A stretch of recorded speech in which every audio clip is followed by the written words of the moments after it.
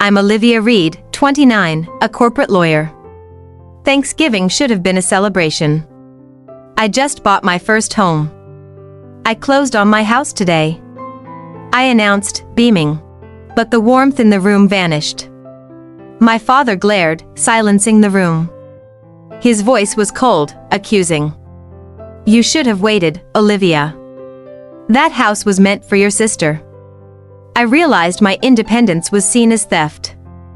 But the real shock wasn't the verbal attack at dinner, it was the court summons I received 2 days later. How do you prepare to be sued by the people who raised you? I was the responsible daughter. Law school tuition, my mortgage down payment, all earned by endless corporate hours. I was the one they trusted to be successful, but never the one they chose to support. Then there was Scarlett, the golden child. Always coddled, financially irresponsible, and never had to pay a bill. My parents called her our delicate one. My job was to fund my future, hers was to simply exist and expect. What happens when the daughter who always paid her own way finally asks the court to choose between her hard-earned success and her sister's manufactured need? Working downtown, I often drove home exhausted. I was the one fixing their complex taxes and covering unexpected bills.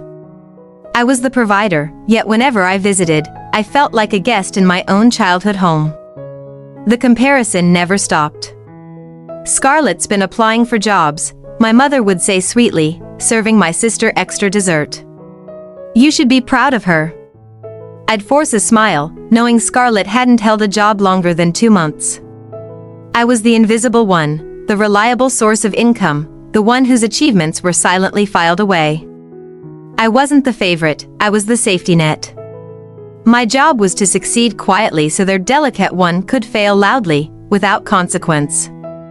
But when the safety net finally decided to invest in herself, the family saw it not as a success, but as a betrayal. Did they truly expect me to fund my sister's house, or were they just looking for the ultimate way to control me? After years of sterile office life and sterile apartment leases, I finally found it, a modest townhouse near my firm. It wasn't grand, but it was mine. Signing the contract felt like the first deep breath after a decade underwater. For the first time, something was fully, legally mine. Not leveraged, not shared, not meant for someone else. I called my parents to share the news, foolishly hoping they'd finally be proud. Did they offer congratulations? Or did they see my triumph not as success, but as money stolen from their true favorite? Instead of joy, my father's voice came sharp, cutting the wires. You bought a house without consulting us? My heart sank. I expected indifference, but not this cold, calculated disapproval. My mother took the phone. Her tone was injured and dramatic. You knew we were saving for Scarlett's down payment. Your money could have helped us reach the goal for her. I froze. It's my money, I whispered, barely believing the manipulation. My attempt to explain my financial independence was met with a sigh. The call ended with my mother's final, venomous line, "Some people just don't understand family priorities." The disappointment was immense. I was left with guilt instead of the pride I earned. Did they think their guilt trip would force me to sell my house and hand over the money? Or was this just the beginning of their desperate plan to reclaim control over my life? I threw myself into work, a corporate lawyer's oldest defense mechanism. Late nights, early mornings, burying the sudden, sharp guilt. I needed to drown out my mother's voice, which whispered, "You are selfish. You betrayed your family." I reviewed my accounts daily. Every cent was earned through legal, ethical work. I reminded myself I owed them nothing. This house was my fortress, built on logic and hard work, not emotion or manipulation. I had done everything right. I hadn't taken a handout, a loan, or a favor. I repeated the mantra in my head while packing boxes, "No one can take this away. This independence is the one thing they cannot sue me for." I was confident my logic would prevail. But little did I know, my parents were already drafting legal documents, determined to use the law not for justice, but for the ultimate act of family control. What kind of legal argument could they possibly invent? At Thanksgiving, surrounded by smiling relatives, my parents began their public performance. "We've been saving for years for Scarlett's house," my father announced proudly, making sure the entire table heard. Relatives clapped, praising my parents' generosity. I couldn't let the lie stand. I gently interjected, "Actually, I already bought one of my own." The clapping died. The silence that followed was heavy, judgmental, and instantaneously hostile. My mother shot me a look of pure, concentrated fury. Then my father snapped, not whispering, but projecting across the room, "You took what wasn't yours, Olivia. You know that money belongs to Scarlett's future." The humiliation was public and cruel. I sat there, burning. They didn't just dismiss my achievement, they framed it as a crime. That moment, sitting under the weight of my family's betrayal, I knew the battle wasn't about money anymore. It was about justice. The next day, they filed the lawsuit. They thought they were fighting for Scarlett's future, but they were actually signing up to face a corporate lawyer, a woman who finally understood that sometimes, the only way to earn respect is to sue for it. What evidence did they think they had against me? 2 days after Thanksgiving, the court summons arrived. My parents weren't just angry, they were suing me for the cost of my down payment, claiming implied family contract. The betrayal felt physical. I was a corporate lawyer being sued by her own mother and father. That night, I met Daniel, my best friend and coworker. I laid the documents on the table, my hand shaking. "Am I crazy, Daniel? Did I owe them?"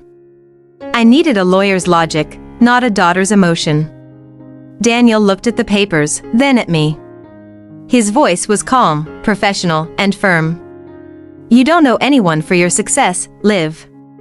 They have no legal leg to stand on. This isn't a legal fight, it's control. Let the law speak for you." His words were a lifeline. They snapped me out of the old guilt. I was no longer the little girl seeking approval. I was a senior corporate attorney facing a frivolous lawsuit. The fight started now, but this time, it was on my terms. With Daniel's support, I began collecting the evidence that would expose my parents' history of financial favoritism and manipulation to the court. What secrets did my corporate lawyer mind uncover in their own text messages and bank statements? I shifted from daughter to attorney. The emotional collapse was over. With Daniel's support, I began the meticulous process of discovery. I had to approach my family as I would any corporate adversary, with cold, clinical precision. I scoured my digital past, old emails where my parents explicitly refused financial help for my law school, side by side with bank records showing unconditional, large transfers to Scarlett. The paper trail confirmed years of favoritism. Every text, every receipt, every canceled check became a piece of legal armor. For the first time, I wasn't shrinking from them, I was preparing to fight. My corporate skills, research, analysis, and presentation were now my personal shield. This fight was no longer about the house, it was about protecting the dream of my independence. I needed to prove, legally, that my success was mine alone, and their control was a myth. My evidence was ironclad, but my parents' lawyer still spoke with smug confidence. Would the truth, presented in a courtroom, finally break through years of family denial, or would their dramatic performance overshadow my hard-won facts? The morning of the trial. I didn't sleep.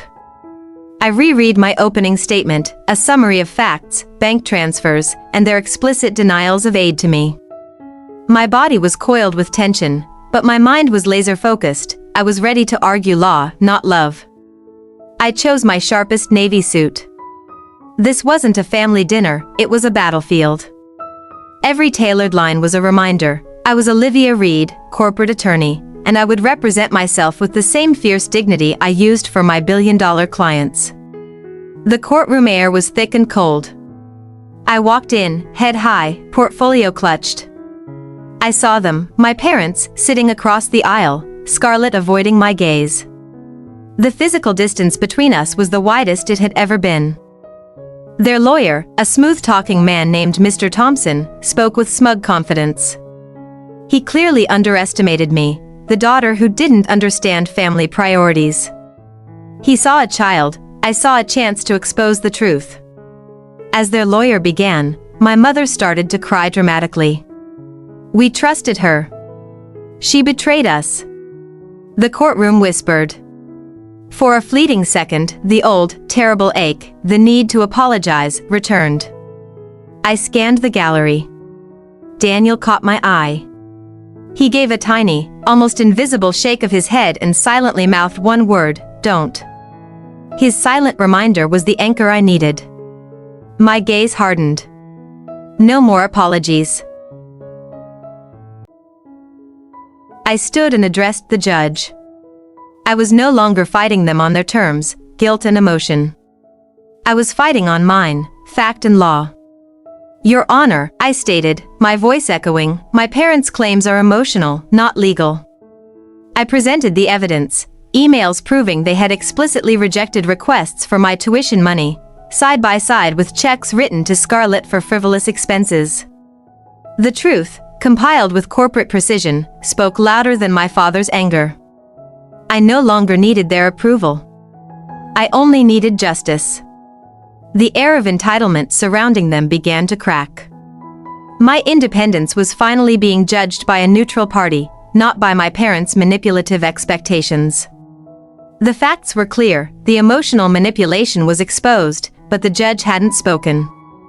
What decisive, soul-crushing sentence did the court deliver that finally silenced my parents and forced them to confront their years of public bias? Their lawyer, Thompson, saw his case dissolving. He switched tactics, leaning into pure emotion.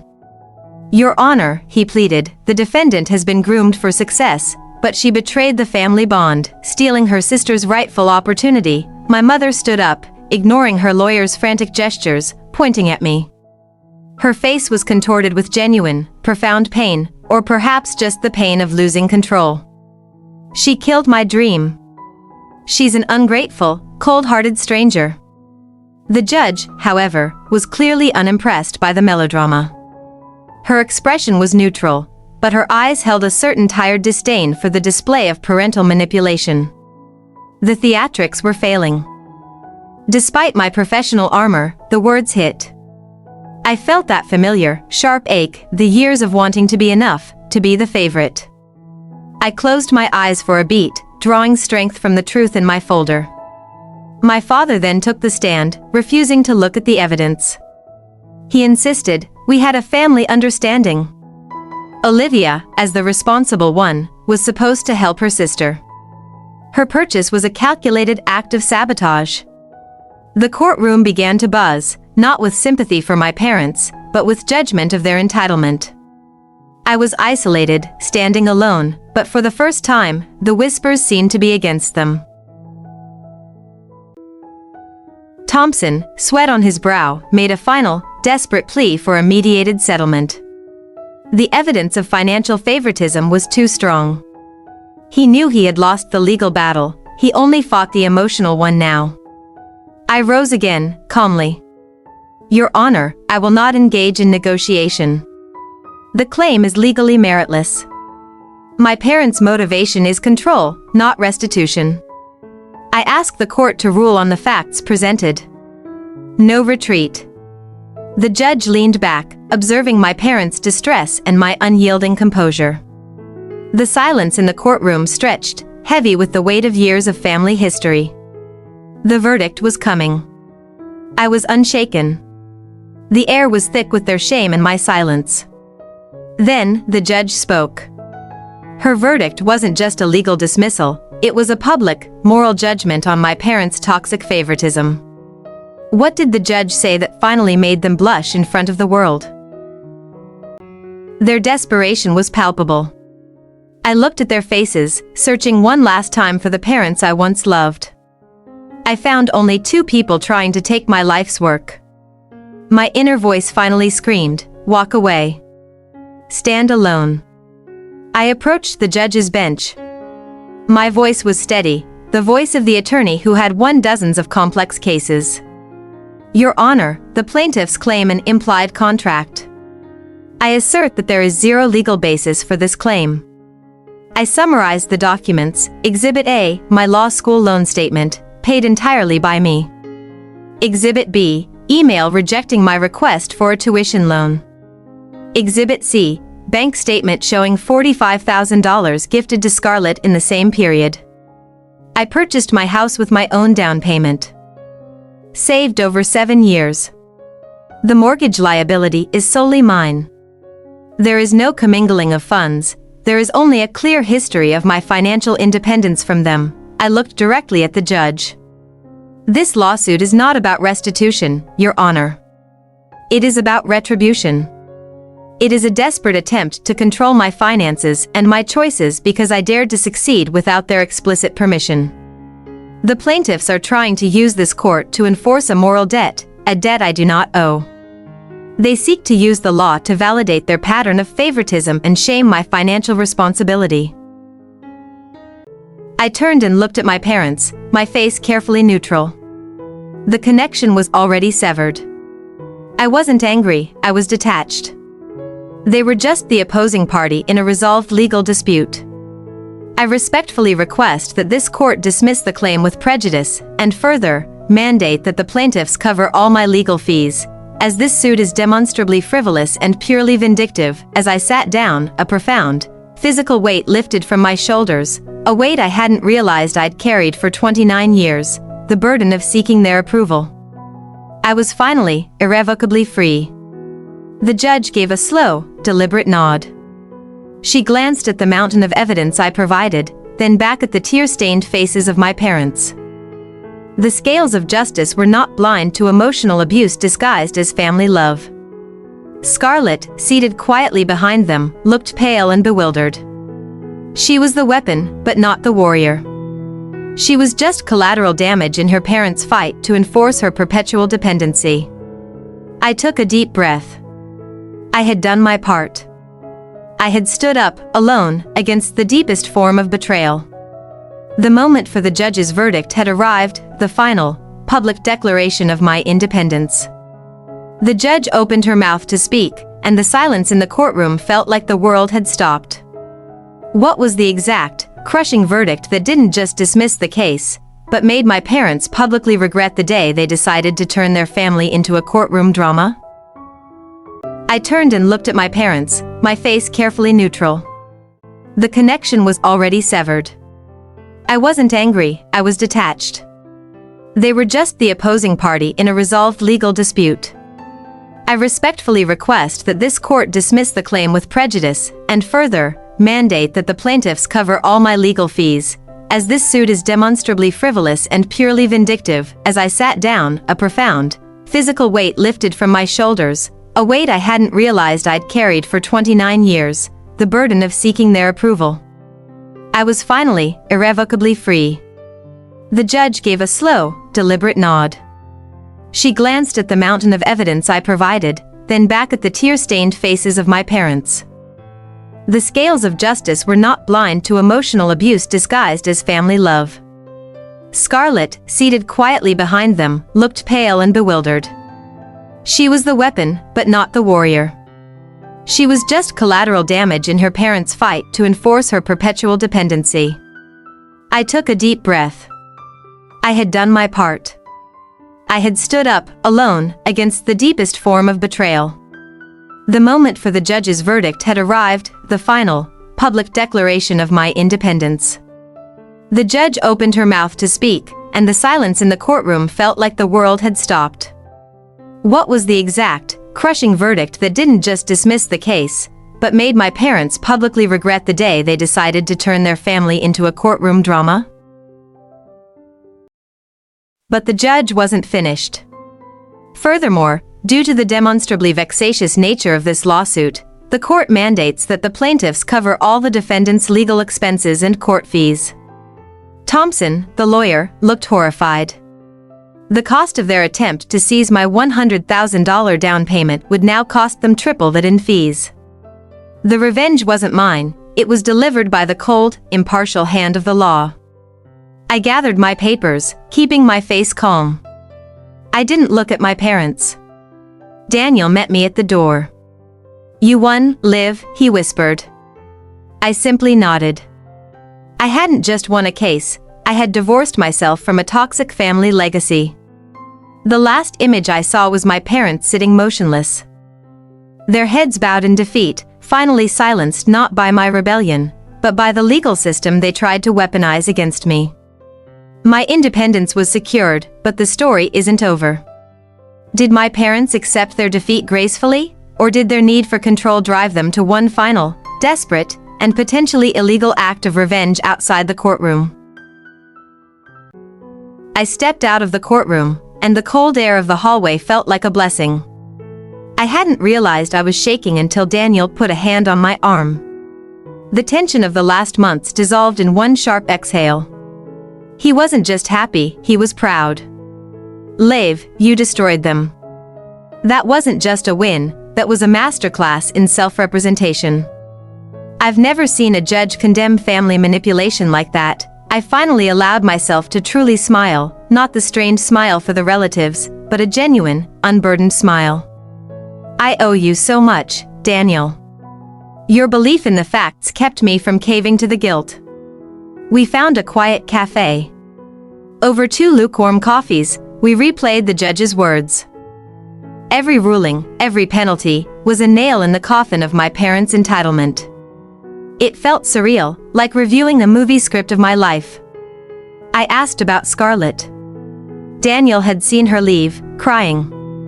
"She's their victim, Liv, just like you were. They fought to keep her a child." I felt a pang of pity, but the legal wall I built protected me from the old guilt. "I spent my life trying to earn their love," I confessed. "Today, I bought my freedom instead." Daniel smiled. "You didn't buy it, Liv. You earned it. You didn't just win a house, you won your life back." We talked about the future. My future. A future where my decisions weren't filtered through their disappointment. I was no longer the responsible safety net. I was just Olivia, a lawyer who was finally ready to start decorating her own, paid-for house. There was a new, unspoken intimacy between us. He had seen me at my most vulnerable and my most powerful. He was the witness to my rebirth. That bond was stronger than any blood tie I had ever known. I realized the ultimate truth: revenge isn't about their pain, it's about your healing. The lawsuit forced me to sever the toxic cord and gave me the legal proof that I was right all along. The legal battle was over, but the emotional war sometimes has a nasty epilogue. How did the toxic cycle of favoritism play out for Scarlett after the financial lifeline of her parents was cut? And did she finally realize who her real enemy was? I moved into the new house the following weekend. The keys felt heavy and real. It was a beautiful victory, but the rooms were vast and silent. No parents to judge the paint, no sister to demand the spare room. Just quiet. My first meal was takeout on a cardboard box. I ate alone, illuminated by the street lamp. There was immense satisfaction in knowing every cent was mine, yet a strange, hollow feeling that this triumph had cost my entire past. I didn't expect a call, but the lack of one still settled like a cold stone in my stomach. No passive-aggressive messages, no guilt-ridden voicemail, just absolute silence. They had officially chosen their narrative. I was not their daughter. I stood by the window, shedding my professional demeanor. Without the fight, without the opponent, the corporate shell cracked. I wasn't hurt, but I felt a strange emotional numbness. The severance was clean, but it was still a severance. My phone buzzed. A text from Daniel: "Get some rest. You've earned this silence." A small, simple message, yet it felt warmer than any of my mother's extravagant, conditional gestures. He was my real anchor now. The irony wasn't lost on me. My parents had filed a lawsuit to control my house, and in doing so, they gave me the ultimate power, the justification to cut them off entirely. They paid heavily for their own expulsion. This solitude was the price of my peace. A peace purchased at the cost of the illusion of a normal family. I would rather have this cold, empty space built on truth than the warm, suffocating lie of their conditional love. I took the old family photos, the ones where Scarlett and I smiled together, and placed them in a box. I didn't destroy them. I filed them away, as closed evidence in a case that was adjudicated. Now, I was ready to paint the walls. My revenge was complete. Not because they lost money, but because I gained myself. The silence in the house wasn't emptiness, it was possibility. It was the sound of a future that was finally, truly mine. My silence was the final word, but the ripples of the courtroom drama still reached my family.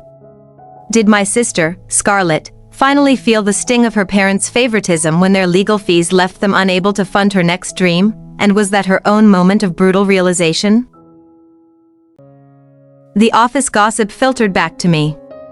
My parents were bleeding money, struggling to cover my mandated legal fees.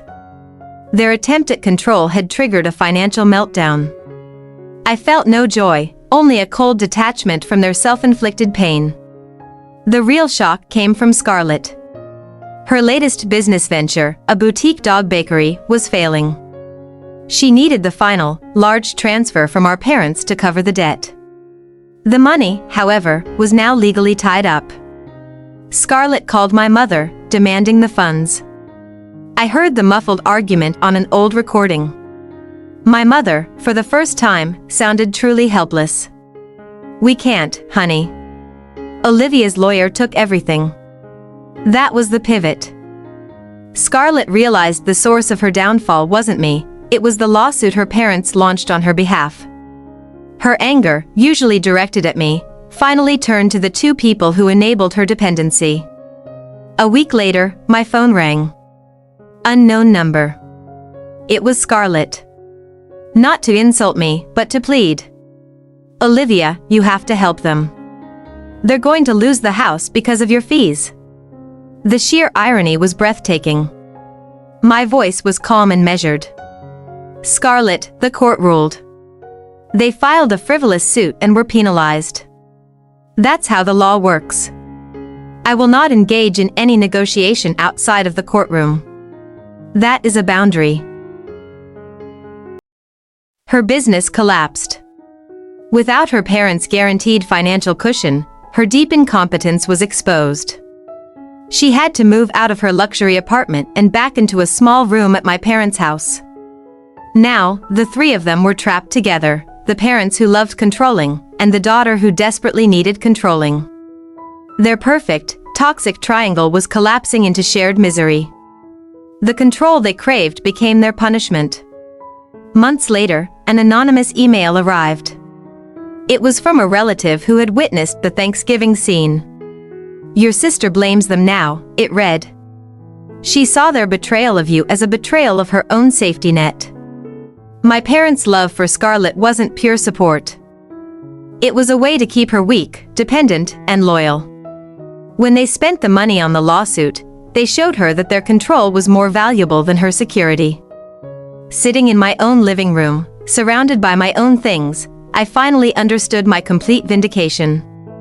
I had fought for my independence, and in doing so, I had exposed the rot at the core of their family dynamic.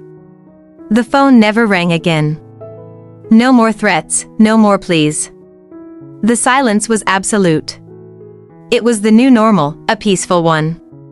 I accepted the solitude as the necessary cost of my freedom. Daniel observed the aftermath. They thought they were punishing you, Liv, but they ended up destroying the very illusion that their favorite child lived by. That's the most devastating kind of legal revenge. I occasionally drafted texts to Scarlett, not of triumph, but of simple advice on financial recovery. I always deleted them. My job was not to save her, but to ensure I was never dragged back into their orbit. My success was purely self-made. My house, my career, my peace. They could never take credit, and they could never taint it. My legacy would be one of independence, a stark contrast to their legacy of conditional love. That Christmas, they sent me a card. No apology, just a brief note about moving forward. I tore it up. Moving forward meant not looking back at the people who defined my worth by my subservience. I sat in my bright, paid-for home. Every room was a monument to my resilience. I had fought for a down payment, and I ended up winning my entire life. This was my ultimate, quiet revenge. The toxic chapter was closed, and I had my peace. But what happened next to my parents, trapped in their self-made financial prison with a daughter who finally saw them for who they were, and did they ever attempt to truly apologize for their years of emotional abuse? The courtroom drama was gone, replaced by the mundane, rhythmic flow of normal life. The silence in my house wasn't empty, it was profound peace. No more second-guessing my achievements or anticipating their next manipulative move. I focused on hobbies I'd abandoned. For years, my identity was defined by my reaction to them. Now, it was just about me. The process of healing wasn't a sudden burst, it was the slow, steady act of rebuilding myself, piece by piece, without guilt. My house became my sanctuary. It was more than property, it was a physical manifestation of my independence. Every piece of furniture, every planted flower, was chosen by my desire, not their expectation. This was where I learned unconditional self-acceptance. My revenge was complete because I stopped needing anything from them, even their pain. My story became about growth, not grievance. I was free, not just legally, but emotionally. This quiet life was the sweetest reward after the storm. With my own peace established, the only thing missing was a future free from family toxicity. Did I ever run into my sister Scarlett again? And if so, what shocking confession did she make about my parents' toxic control that finally gave me true closure? 6 months of silence. My peace felt absolute. Then, an email, subject line, "It's Scarlett." The perfect silence was shattered. I felt a familiar surge of adrenaline, not fear, but the defensive instinct of an attorney whose boundaries were being tested. Her message was raw and desperate. She wasn't angry, she was begging. Her dog bakery had failed catastrophically. The parents refused to bail her out, they couldn't, thanks to their legal fees. She was facing eviction and bankruptcy. My rational mind screamed, "Don't engage." My older sisterly instinct, the one that always picked up the pieces, whispered, "She's your sister." It was a cruel test. Helping her meant sacrificing my peace. Ignoring her meant confirming her downfall. I showed the email to Daniel. He looked grave. "She's their collateral damage, Liv. They broke her ability to function independently. Your legal duty is 0. But the human dilemma is yours alone." I agreed to meet, but on neutral territory, a busy, public cafe far from my house. I needed to see the consequences of my parents' actions firsthand. I needed to know if she was looking for a victim or an answer. Scarlett arrived. She looked years older. The entitlement was gone, replaced by genuine despair etched around her eyes. Her expensive clothes were faded. She was no longer the pampered princess, she was a woman facing brutal reality. She didn't lead with blame. She led with a shocking truth. "They told me they'd disinherit me if I didn't join the lawsuit against you. They didn't want the house for me, they wanted to control you." The ultimate selfishness. My parents hadn't chosen Scarlett over me, they had chosen their control over both of us. They saw us as puppets, and when one cut the strings, they threatened the other one into becoming their weapon. She started to cry, not dramatically, but with deep, broken sobs. "I hated you because they taught me to. They rewarded me for hating you. Now I have nothing left, and it's because they used me." I felt a deep, painful wave of empathy. The little sister I once knew was buried under years of parental manipulation. But I couldn't forget the courtroom. "I hear you, Scarlett. But I can't save you. You need to save yourself." I offered a compromise, a bridge, not a bailout. "I won't give you money. but I will help you file the bankruptcy papers properly. You need a clean slate, not another check from me or them. For the next 2 months, I worked with Scarlett. The dynamic was completely different, professional, mutually respectful.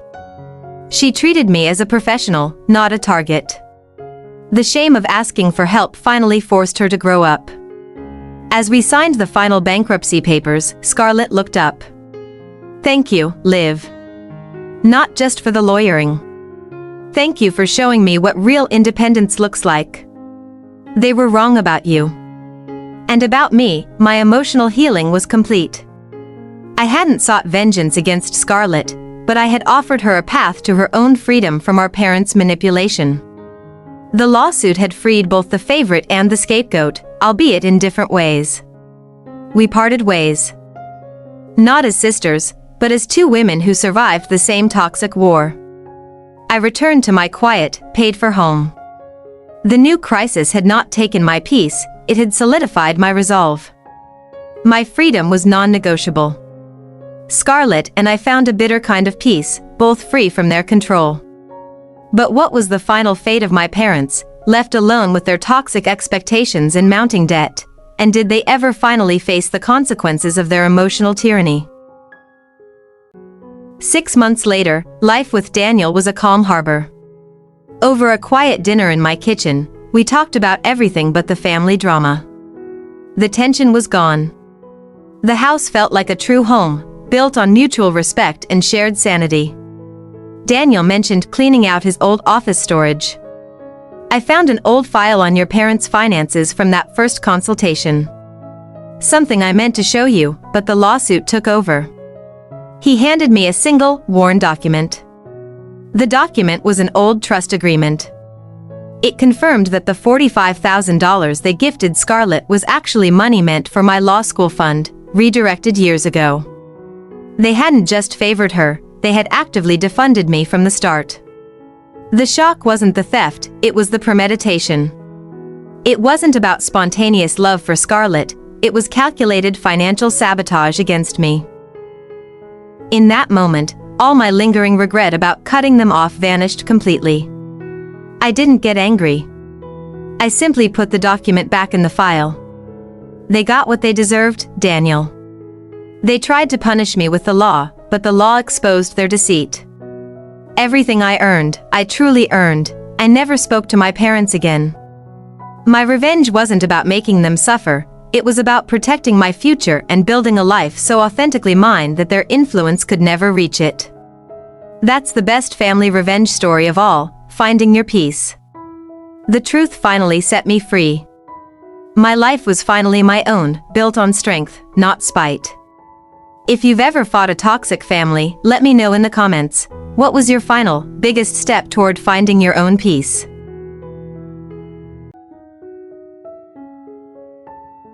I wake up now without the familiar clench of anxiety.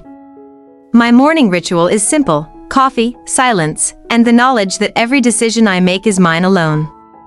This is what true independence feels like, not just a paycheck, but sovereignty over my days. I've shifted my law practice. Now, I specialize in family financial disputes, helping others draw the legal boundaries I fought for. My trauma is now my purpose. The painful past isn't a shadow, it's a strong foundation for my career. I often think of Daniel.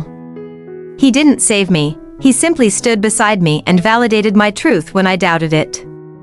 He taught me what unconditional support looks like, support without strings, guilt, or hidden financial ledgers. I performed one final act of closure. I updated the security code on my house, changing it from a family birthday to a random number. It was a small thing, but it symbolized the complete, digital severing of their access to my world. I mourned the idea of the family I thought I had, but not the actual people. The deepest betrayal was the loss of the illusion. Once I accepted that their love was a transaction, the grief turned into a profound sense of freedom. Every day, I choose freedom. Freedom from guilt, freedom from obligation, and freedom to define my own success. I didn't wait for them to change, I changed the terms of our relationship from family debt to zero contact. When I look back at the courtroom, I don't see a victim, I see a warrior. The lawsuit wasn't an act of revenge, it was an act of self-preservation. It forced me to be honest about their toxicity and finally place my own well-being first. My future is my legacy. I won't pass down the cycle of conditional love and financial manipulation. My house will be a haven of unconditional acceptance for any family I choose to build. This is my true victory. If your family dynamic is toxic, remember, your liberation is not granted, it is taken. You have the right to choose your own life. Choose truth. Choose boundaries. Choose the quiet, brilliant freedom you deserve. My peace is complete, my house is mine, and my boundaries are steel. The story ends here, not with a clash, but with a quiet, powerful resolution. What part of my journey, the initial realization, the courtroom fight, or the final step to freedom, resonates most with your own story of taking back control? My quiet, post-lawsuit life was abruptly interrupted. The extended family, who had vanished during the legal fight, resurfaced. They didn't call to reconcile, they called to condemn. I was the villain who bankrupted her own parents. The attacks started on social media. My cousin posted a passive-aggressive meme about ungrateful children. Then came the direct messages, "How could you do this? They raised you." The narrative was simple and vicious, the bad daughter. My Aunt Carol called, weeping hysterically. "Your mother is heartbroken. You have broken our family's sacred trust. A little money isn't worth this pain. You must apologize and pay their fees." I kept my voice flat, professional. "Aunt Carol, I will not discuss adjudicated court matters with non-parties." My parents initiated a frivolous, vexatious lawsuit and were penalized. That is a legal fact, not an emotional one. The family didn't see the years of emotional abuse or the financial favoritism. They only saw the immediate, visible consequence, their comfortable relatives suffering. They chose the easy narrative over the uncomfortable, long-term truth. I realized their anger wasn't just loyalty. It was fear. My victory proved that family abusers can be held accountable. If I was right, then they were wrong for remaining silent all those years. My truth threatened their own peace. The saddest part was losing the only image of family I had left, the extended holidays, the cousins' weddings. They effectively forced me to divorce the entire family unit, confirming my isolation. That loss felt like a physical grief. Daniel was my rock. When one cousin tried to call my firm, he intercepted the call. "Ms. Reed is not available to discuss her private life with strangers. Perhaps you should ask her parents why they were ordered to pay $150,000 in fees." The drama didn't stay private. Rumors trickled into my professional life. A partner asked subtly, "Everything all right, Olivia? Family matters?" I looked him straight in the eye. My family tried to steal my life savings. My integrity is unquestionable. A small miracle happened. My grandmother's sister, quiet for years, messaged me privately. "Your mother was always cruel. We just didn't speak up." Thank you, Olivia, for having the courage to draw a line. I decided my peace was more valuable than their validation. I stopped defending myself. I blocked the toxic relatives. Their accusations were no longer my problem, they were merely the background noise of their own dysfunction.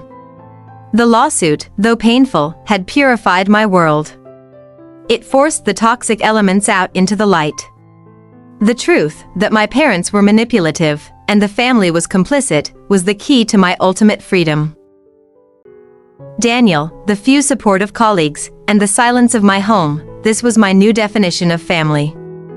A unit based on trust and choice, not blood and obligation. I had lost a family, but I had built a sanctuary. My parents, now isolated by their own toxic actions, were left with only Scarlett, who hated them for using her. Their obsession with control led to their total isolation. This was the quiet, brutal end of their reign. They never apologized. Not one word of regret for the abuse, the favoritism, or the lawsuit. Their silence was the final, definitive proof that my decision to cut them off was not vengeful, but deeply necessary. I looked in the mirror.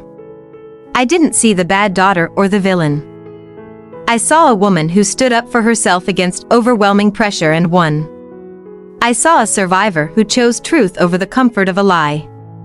The greatest revenge isn't what you take from them, it's what you take back for yourself. Your independence, your peace, your right to define your own value. Don't let their labels define your reality. The screen fades to black, but my voice remains clear, and that, my friends, is how I won my life back. The price was high, but the reward was everything. My truth cost me my extended family, but I found my peace. What do you think was the single biggest regret my parents carried into their final days? The money they lost, or the daughter they completely alienated?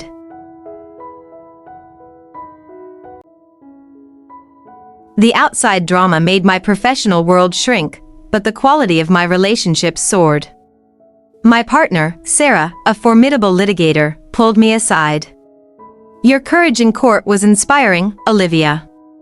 That's integrity. Never doubt your path. Daniel never asked me to justify my actions. He only focused on my healing. They can't hurt you anymore, Liv. Their narrative is irrelevant here. Your home is a safe zone. We choose our truth, and we choose our peace. An old college friend, who had also cut ties with a toxic parent, reached out. I know how the grief hits, Liv. It's not about the money. It's about the betrayal of trust. You're not the bad daughter, you're the smartest one. I learned a crucial distinction.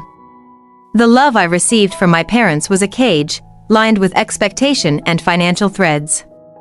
The support from my chosen family was a net there to catch me, with no price tag attached. Scarlett and I had reached a new equilibrium, zero contact, mutual respect. She never tried to contact me again after the bankruptcy.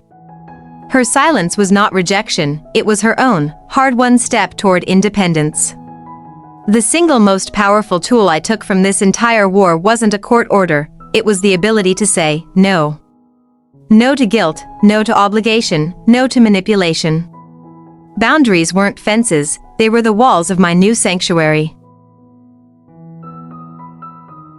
My house was finally and truly mine. No hidden liens, no legal threats. Every month, I paid my mortgage with pride.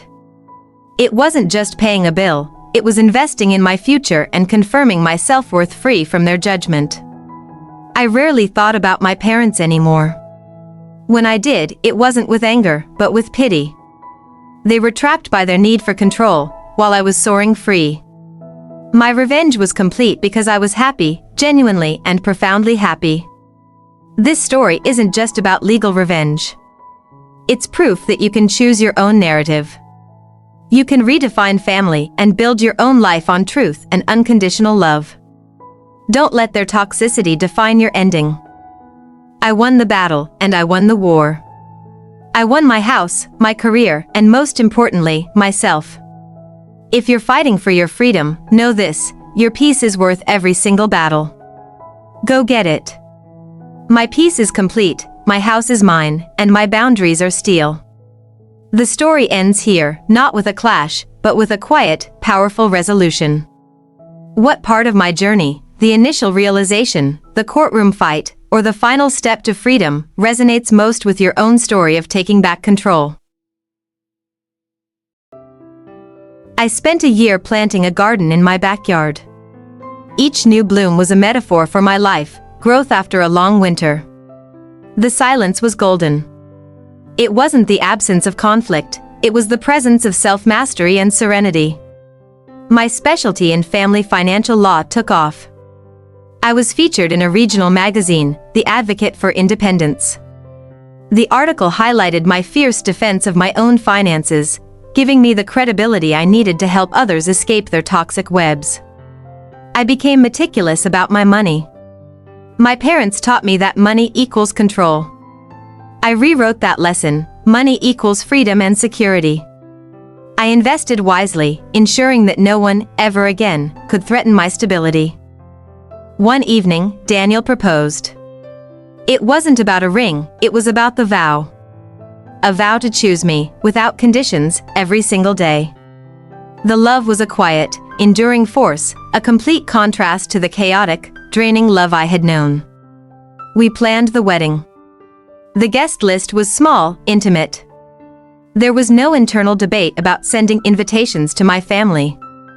The decision was final, firm. My wedding was a celebration of my new life, not a drama for the old one. On my wedding day, standing in the sunlight, I felt pure, unadulterated joy. There were no demanding parents, no resentful sister. Just Daniel, my chosen family, and the profound realization that I had earned this happiness. Months later, I read the local paper. My parents' house, the one they fought so hard to keep, was finally sold at a loss due to their debts. I felt a cold sense of ironic justice. I detached myself from the event completely. I saw Scarlett once, across a crowded street. She was working at a mall kiosk, a humble job. She didn't see me. I felt no triumph, only the acknowledgement that she was finally supporting herself. She was on her own, hard path to independence. My healing was complete when the anger finally dissipated. I realized holding on to resentment was still letting them control my emotions. I didn't forgive their actions, but I released my emotional tie to them. That release was my ultimate freedom. Daniel, watching me tend my garden, summarized our journey. You didn't just win a lawsuit, live. You proved that sometimes, the most loving thing you can do is sever a toxic tie to save your future. You chose life over legacy. My law work isn't just a job, it's a mission. I find deep satisfaction in helping others build their legal fortresses against family manipulation. My story gives my clients hope and the courage to fight for their own financial freedom. The biggest victory was the absence of guilt. They tried to condition me to feel guilt for my success and my boundaries. But I rejected their conditioning. I own my choices. My self-worth is not up for negotiation. On our first anniversary, Daniel and I raised a glass. To the peace we fought for, he said. I added, and to the life we chose. The simple toast represented years of struggle and the profound triumph of self-determination. Cleaning an old drawer, I found a blurry photo of my childhood family. I looked at it without emotion, then placed it gently in the recycling bin. It wasn't hatred, it was the final, clean act of letting go of the past's hold on me. My story redefined revenge. It wasn't destruction, it was creation. I created a life that their financial and emotional sabotage could not reach. I built my own version of the American dream, one brick of independence at a time. The camera pans slowly over my sunlit garden, then my bright, quiet living room. Every object speaks of choice and peace. This house, built on my own merit, is the ultimate monument to my resilience. If you are fighting the hardest battle, the one against the people who are supposed to love you, vow this: you will choose yourself. You will choose your peace. You will choose unconditional love for the person in the mirror. I won. Not by making them miserable, but by making me happy. The story ends here. But your story is just beginning. What is the one toxic thing you are going to leave behind today to start building your new life? My peace is complete, my house is mine, and my boundaries are steel. The story ends here, not with a clash, but with a quiet, powerful resolution. What part of my journey, the initial realization, the courtroom fight, or the final step to freedom, resonates most with your own story of taking back control?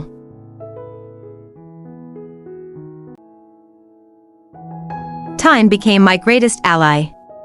The intense, blinding drama of the family lawsuit began to fade, not with a bang, but a slow, peaceful withdrawal.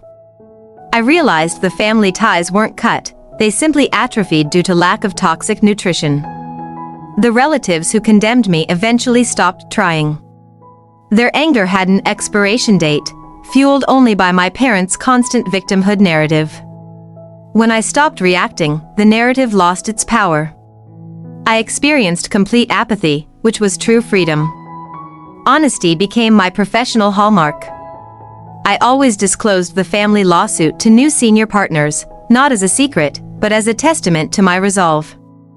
They respected my transparency and the moral clarity it demonstrated under fire.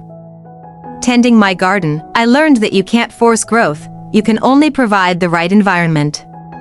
That was the key to my peace. I stopped trying to fix the unfixable and instead cultivated the beauty in my own life. The scars of the battle remain, but they no longer define me. They are just reminders of the immense strength it took to survive. I didn't erase my past, I integrated it. My pain is a part of my wisdom, not my weakness. Scarlett had moved far away, starting a new, quiet life.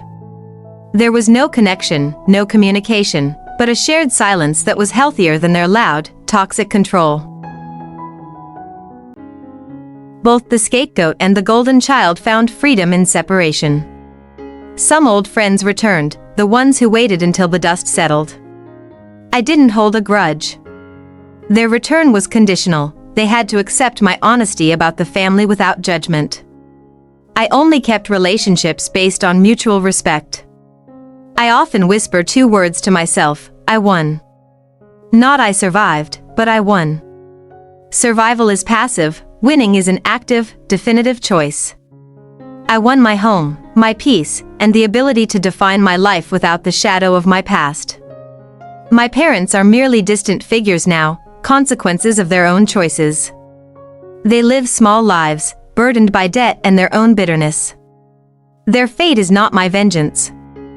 It's the natural result of sowing toxicity. I am fully detached. Daniel remains the cornerstone of my new life. Our connection is built on shared values and the radical honesty required to fight for one's truth. He never minimizes the past, but always prioritizes the future we are building together.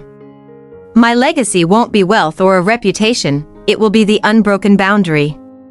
I will teach any children I have that their value is inherent, and they have the absolute right to protect their space from emotional theft. I stopped being the protagonist of a family revenge story and became the author of a life well lived. Their narrative faded, and my new reality, one of quiet success and authentic connection, took its rightful place. I frame the final mortgage payment receipt. It's not just proof of ownership, it's a receipt for my soul's freedom. Every square inch of this property is debt-free, guilt-free, and unconditionally mine. I remember the last time I cried about my family, the day Scarlett filed for bankruptcy. The tears were for her, the collateral damage. Since then, the well of familial grief has run dry, replaced by a firm, protective emotional barrier. This is the hard truth. You cannot control how others perceive your honesty. But you can control your response to their blame. Choose to be the villain in their story if it means being the hero in your own. The shot is a wide view of me and Daniel. Laughing quietly in the garden, a picture of simple, earned joy. The chaos is gone. Only the sunlight remains. I chose the painful truth over the comfortable lie. I chose boundaries over blood. I chose self-preservation over public opinion. And in doing so, I didn't just win a house, I defined the victory of my entire life. Your honesty is your shield. Never give it up. Now, tell me in the comments, what is the one thing your toxic family tried to steal from you, your money, your peace, or your self-worth, and how did you finally take it back? My peace is complete, my house is mine, and my boundaries are steel. The story ends here, not with a clash, but with a quiet, powerful resolution. What part of my journey, the initial realization, the courtroom fight, or the final step to freedom, resonates most with your own story of taking back control? Life settled into a routine of peace. But a survivor's journey is never just about escape, it's about creation. Daniel and I realized the greatest boundary we could build was a new, untainted legacy, a family of our own, built on mutual respect and truth. The moment I saw the positive test, a wave of profound joy washed away the last traces of fear. This child would never know conditional love. This life was pure, born not from obligation, but from a choice rooted in deep, healed love. Daniel's reaction was everything I hadn't known from my parents, tears of pure, unselfish excitement. We get to teach them what real family means: live. A home where their worth is never, ever tied to a bank account. My work took on new meaning. I launched the Legacy Fund, a pro bono initiative to help young professionals legally establish protective trusts against abusive family demands. My revenge had officially become my philanthropy. We renovated the nursery. Every tiny detail, the soft paint, the handmade mobile, was an act of intentional love. The energy in the house was now completely transformed, vibrating with calm anticipation and a peace that felt earned. The news, naturally, never reached my parents. Daniel ensured a clean break years ago. The knowledge that they could never contaminate this new life with their toxicity was the ultimate form of protection I could offer my child. In the hospital, holding my child for the first time, I felt a connection far deeper than blood. This was the result of choice, of struggle, of self-definition. This little person was the living, breathing proof that the cycle of abuse was broken. We named her Vera, meaning truth. Every time I spoke her name, it was a reminder of the foundation of our family: radical, non-negotiable honesty. She would grow up knowing that the truth is always the safest harbor. Rocking her to sleep, I made a silent vow: you will be seen, Vera. You will be heard. Your worth is infinite, and I will never, ever use my love as a tool for control or manipulation. Holding Vera, I understood the true end of my revenge. It wasn't my parents' downfall, it was this unconditional, new beginning. The chaos of the past finally seemed small, irrelevant. My true victory was the quiet, perfect peace in this moment. Daniel was looking at me, not Vera. You built this, live. You fought for the right to give her this. You are the strongest person I know. This is your legacy.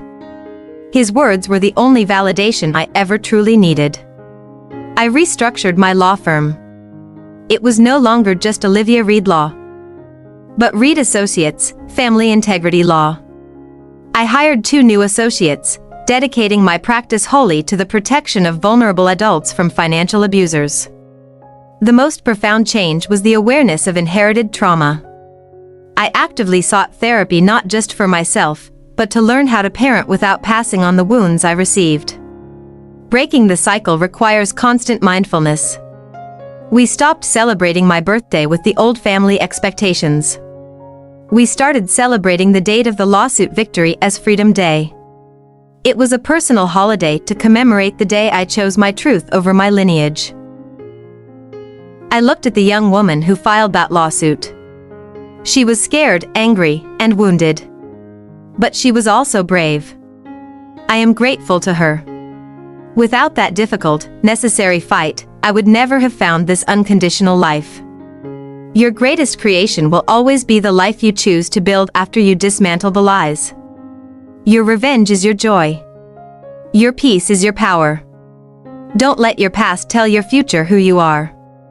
The shot focuses tightly on Vera's peaceful face, sleeping in a crib next to a framed photo of Daniel and me on Freedom Day. The circle is complete. She will never know the shadow. This is the end of the story. But I'm still sharing my journey with my community. If you are struggling to build your new chapter, let me know. What unconditional promise are you making to yourself, or your own future family, today? My peace is complete, my house is mine, and my boundaries are steel. The story ends here, not with a clash, but with a quiet, powerful resolution. What part of my journey, the initial realization, the courtroom fight, or the final step to freedom, resonates most with your own story of taking back control? For those of you watching who are still fighting this silent war, I see you. Remember this, Lesson 1, your worth is non-negotiable. Do not let anyone, especially family, attach conditions to your inherent value. That emotional guilt is their weapon, not your flaw. it takes fierce courage to draw a line. Lesson 2. Boundaries are the ultimate act of self-love. They are not walls built in anger, but structures built for peace. And lesson 3. The greatest revenge is not destruction, it is creation. Create a life so stable and joyful that their toxicity simply cannot touch it. When your blood family turns on you, remember that loss makes room for something stronger. Lesson 4. Your chosen family is your true legacy. Daniel, my friends, my supportive colleagues, they validated the truth the court confirmed. Seek out and fiercely protect the people who love you unconditionally. And finally, the most important takeaway, Lesson 5, honesty is the only path to true peace. You cannot heal what you refuse to acknowledge. Accept the painful truth of your family dynamic, and the burden of guilt will simply dissolve. This acceptance is your ultimate victory. Don't wait for permission to be free. Take back your life now. If this story resonated, hit that like button and subscribe for more insights on building financial and emotional independence.